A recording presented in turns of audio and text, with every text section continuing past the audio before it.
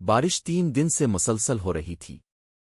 آسمان پر بادل ایسے جم گئے تھے جیسے سورج کو ہمیشہ کے لیے قید کر لیا گیا ہو۔ اسد نے گاڑی روکی اور سامنے لگے بورڈ کو غور سے دیکھا۔ حویلی نور محل، داخلہ ممنوع۔ اس کے ہونٹوں پر ہلکی سی مسکراہٹ آئی۔ یہی تو جگہ ہے، اس نے خود سے کہا۔ یہ حویلی شہر سے بہت دور جنگل کے کنارے واقع تھی۔ لوگ کہتے تھے کہ یہاں جو بھی رات گزارے وہ بدل کر واپس آتا ہے۔ اگر واپس آئے تو حویلی کا پہلا قدم۔ دروازہ چرچراتی آواز کے ساتھ کھلا۔ اندر داخل ہوتے ہی ٹھنڈی ہوا کا ایک جھونکا اسد کے وجود سے ٹکرا گیا جیسے کسی نے سرگوشی کی ہو۔ حویلی کے اندر ہر چیز اپنی جگہ موجود تھی مگر وقت جیسے رک گیا ہو۔ دیواروں پر لگی تصویروں کی آنکھیں اسد کا پیچھا کر رہی تھیں۔ کوئی ہے؟ اسد کی آواز اس کے اپنے کانوں میں اجنبی لگ رہی تھی۔ جواب میں صرف خاموشی۔ پہلی رات گہری ہو چکی تھی۔ اسد نے حویلی کے ایک کمرے میں قیام کیا۔ اچانک ٹھک ٹھک ٹھک کسی کے قدموں کی آواز۔ وہ اٹھ کر دروازہ کھولتا ہے۔ سامنے اندھیرا، مکمل خاموشی۔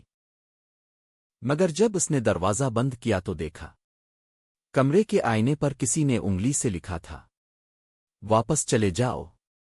اسد کے ہاتھ کانپ گئے۔ یہ مذاق نہیں تھا۔ دوسرا دن، پراسرار انکشاف۔ صبح اسد کو ایک پرانی ڈائری ملی۔ ڈائری میں لکھا تھا، آخری کمرہ مت کھولنا۔ وہاں جو ہے وہ زندہ نہیں مگر جاگ رہا ہے۔ آخری کمرہ۔ اسد نے پورے گھر کا جائزہ لیا۔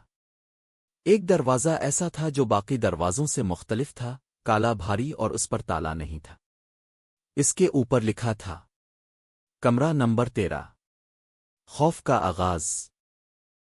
رات کو اسد کو محسوس ہوا کہ کوئی اس کے کان میں سانس لے رہا ہے۔